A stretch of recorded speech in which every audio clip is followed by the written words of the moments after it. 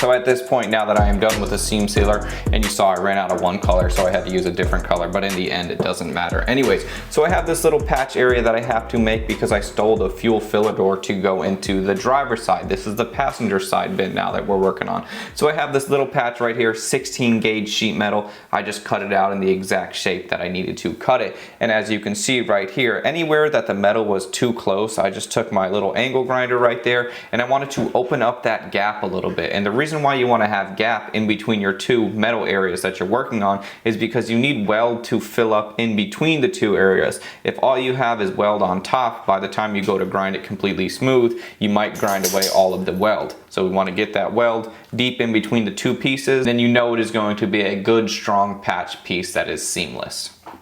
Alright, so now that these boxes are done, I'm going to push them to the side for just a minute. Now I need to think about how exactly I want to attach these boxes to the frame itself. Now it would be easy, or easier rather, if I just welded them to the frame and then called it a day, but I want to make sure that they're removable. So thinking about those two facts, that it would be easier if I could just weld it right to the frame, but they want to be removable. So what I want to do is I want to make base plates that I'm going to attach to the frame beforehand. I don't know why the brightness on my camera is getting so crazy.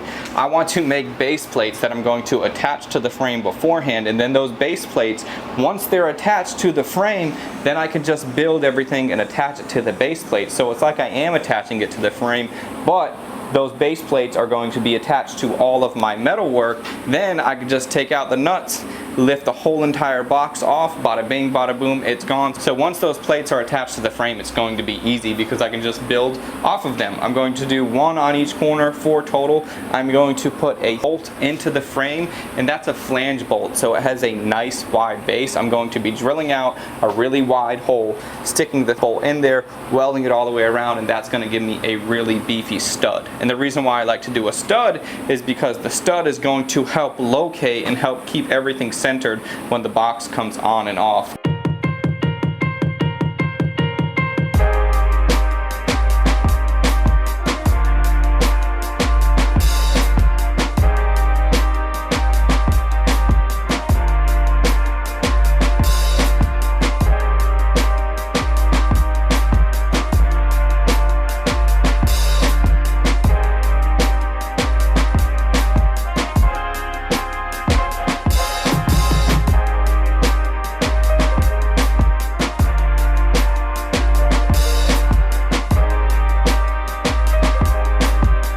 So right here is my mounting stud. Now this is welded in there really hot. It's not going to go anywhere. Really strong stuff. Now I'm going to be plating this out a little bit more, but either way, this plate right here is going to stay attached to the bed at all times, besides while I'm building it, right?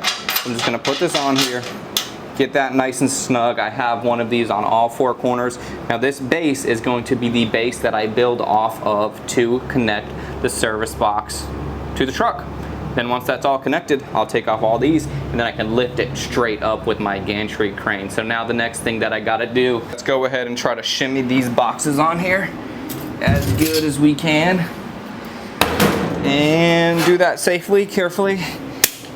And we'll just see what happens.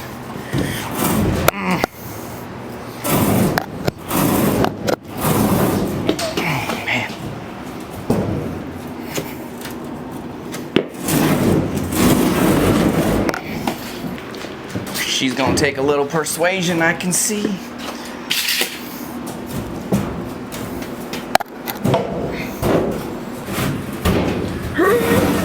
So I briefly touched on it in my last video talking about the bed sides, or the bed itself. These boxes are actually going to be ran backwards, but by the time I'm reconstructing them and putting all these pieces back on, it is going to look right in the end. Let's see. I need to consider the fact of how much distance I want in between the cab and the boxes, so it needs to run forward just a little bit. A little more closer. And the way that I'm judging this is I kind of want to make sure the tire is nice and centered in the arch, because that's aesthetically makes the most amount of sense. So let's see.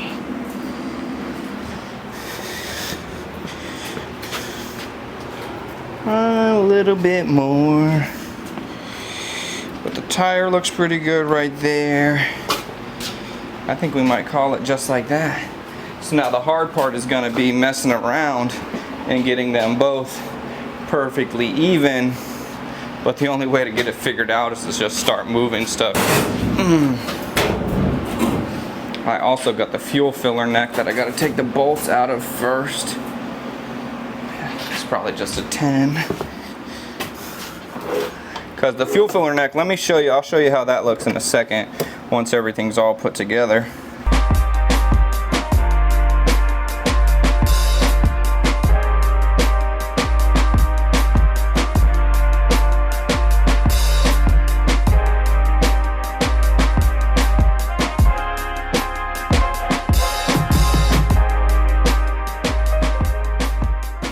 So at this point, this is just way too important not to give a lot more time and a little bit more detail on everything that I'm doing, because this is some of the biggest steps that I have to take in making sure that this box is going to sit nice and look correct. So the first thing that I did, this bar, this is going to be the bar that's closest to the cab. I just made my center point on there with a Sharpie, and then I'm going to go ahead and weld those together. Now it doesn't matter if it's not centered right at first. All I need to do is establish the width of the bed. So I'm going to make sure, before I establish the width, I need to make sure that the boxes are sitting completely parallel to the ground.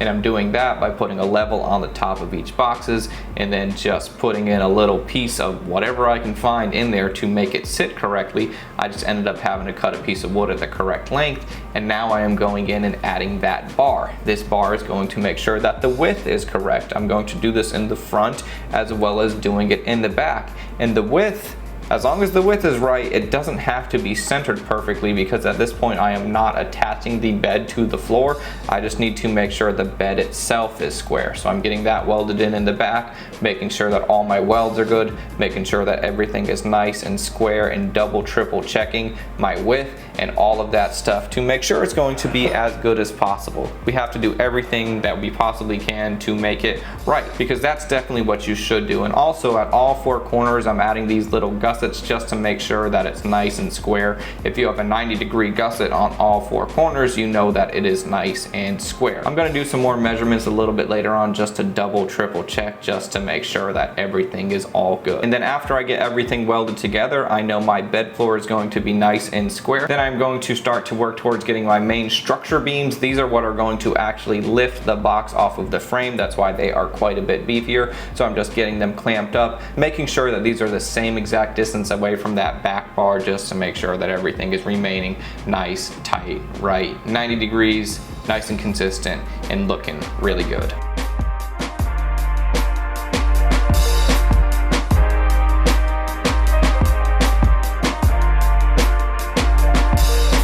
So at this point we have the bed floor getting established. Now this one in the very back, as well as the one all the way up front, that is going to be the front and back of my bed floor. And the width of the bed is going to be just a little bit more than 4 feet from left to right, and a little bit more than 8 feet from front to back. That way a full sheet of plywood can still fit in there. But if you see these big guys, that one right there, that's a support beam, as well as that one being a support beam. Now those support beams are not just the width of the bed. Those support beams extend as far as they can go towards the passenger side, as well as towards the driver's side for more stability. I'm still going to add some more things to it to make it a little bit more stable, but as of right now we are just setting up the first foundation. I'm going to also be putting another support piece in here for the floor, so that way whatever type of floor I decide to do, there will be a little bit more strength. And speaking of strength and making sure that everything was square, what I did to make sure that it was square, the far corner over there to this corner is one measurement. The far corner from over here to over there is that same exact number, as well as the width being 49 inches. 4 feet is 48, so we are an inch wider than 4 feet as far as the width goes. So that's really good. I wanted this to be just a little bit wider because I didn't want to put a piece of plywood in here and just have it get pinched. So I think that's going to work out for us. So at this point, the bed is not attached to the truck at all, not until I add my uprights. So I have this one right here that's going to go right there, and I have another one over there, and I have those cut already. I'm going to have to get them cut for the front first, I am a little bit worried about the amount of weight that is going to be on the front and back of the frame. If I feel like the frame is bowing a little bit, I might go ahead and plate in the frame or add a little bit more strength to it somewhere, somehow. It's just, you got to kind of think about these things as you're going, and the only way to do it is to just start cutting, grinding, and welding. So let's get our uprights put in, because what I'm looking forward to is I want to see the back of this truck lift up these boxes. And I know this truck is starving for weight, because as I back the truck up my driveway at the slight slope that it is, if I press the gas too hard, the tire just burns out. So the back is begging for some weight, and we are going to be giving it some weight by adding these boxes. So let's get those welded in, and then we'll lift up the truck. I'm looking forward to this, man. I don't know how this is going to behave, but let's just make it happen, man. Good stuff.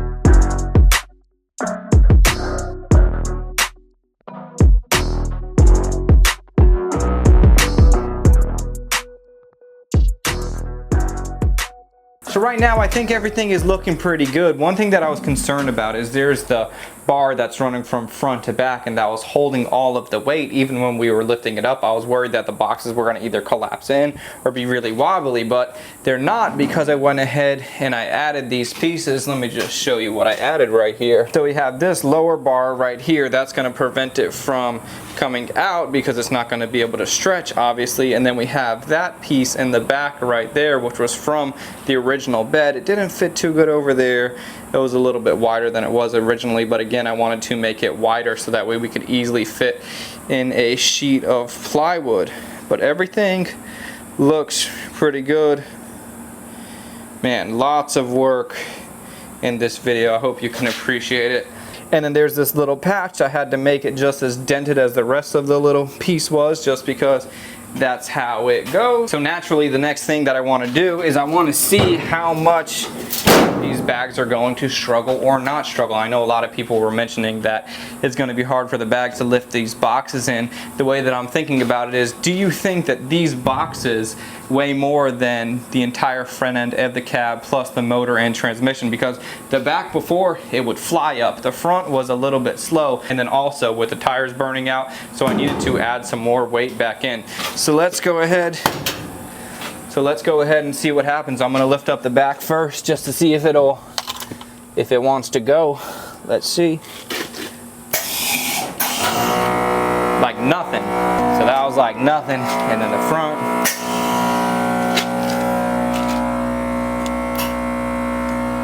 Front comes up. Back comes up.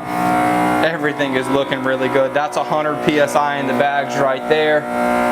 It's looking pretty good. This thing is going to be skating down the road, dude. I cannot wait. I cannot wait for it to just be. Now you got to think about it. This looks ridiculously low, but like a Honda Civic or any like a drift car 240, anything, Miata, all of those cars sit pretty low to the ground and nobody thinks twice about it. So I'm at 5 inches there, 5 inches there. And this is, you know, max height 5 inches there. All 4 corners 5 inches. The box is perfectly square. Man, it supported it. It came right up.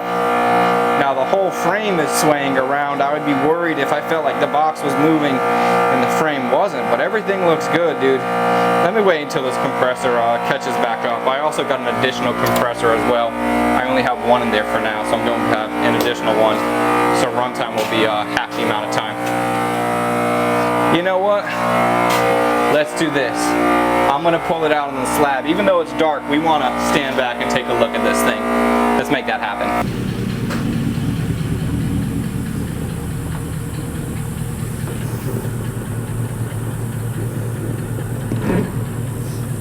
All right, let's air it out. Let's see.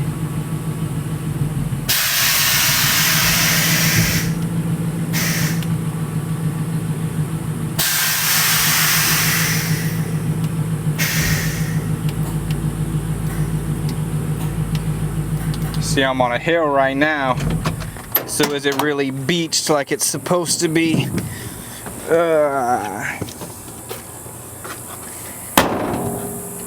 If anything, the back is still hanging in the shop a little bit. Let me come around and see. Jesus, dude, how ridiculous is that? Are you kidding me, dude? Look at it. Tuck in all of the lug nuts in the back. See, what I did was, let me zoom out a little bit. So the reason why I knew that it was going to be this low and the way I built it this way is because, again, I built it on the floor, so that way when I air it out, it's just going to return back to where it was when I built it. This stuff could all be straightened out just a little bit, but that's all good. Man, so how crazy is that? All of this, we got the wheel tub right there. I was waiting on this little tub for the longest time. I'm trying to think about what else I wanted to mention. I'm just really taking it in, dude. How crazy. Now, the day that I bought this service truck bed, I knew that I was going to be ripping the entire thing apart. So we cut it in half on the actual truck. We wanted to separate this bin and that bin so that way I can build them on my chassis, because it's just the easiest way to do it is to start from scratch. If you have one bin and then the other bin, everything else, everything in the way needs to be cut out and then built from scratch. Like I just mentioned, there's a little piece below the window that was in the truck already. The rear bars, the little uprights with the bolts, welded good, man. That HTP Pro Pulse 220 that I have, game changer of a welder. I've been utilizing it so much on this project. That's really the MVP. I did not realize how much welding I was going to be doing, and it's just so good to be using a welder that is a good welder. I've just been welding for hours, man, and I've been having a good time doing it. So everything looks good. I was thinking about the inside of these bins. It'd be cool to paint them like a really loud color, so that way it's almost like when you open up a guitar case, it's maybe red texture or orange truck bed liner when you open it up. But either way, man, I'll figure all of that out here in the future. The next things that I have to do, I got the bumper I got to take care of, the tow hitch receiver, the truck bed, the tail lights, because keep in mind these bins are actually sitting backwards. The tail lights are right here. I'm gonna have to weld those shut, shave them. It'll look all good, and that'll all be coming up on videos very soon. So let me know what you think about this, dude. It is so sick. It is so sick.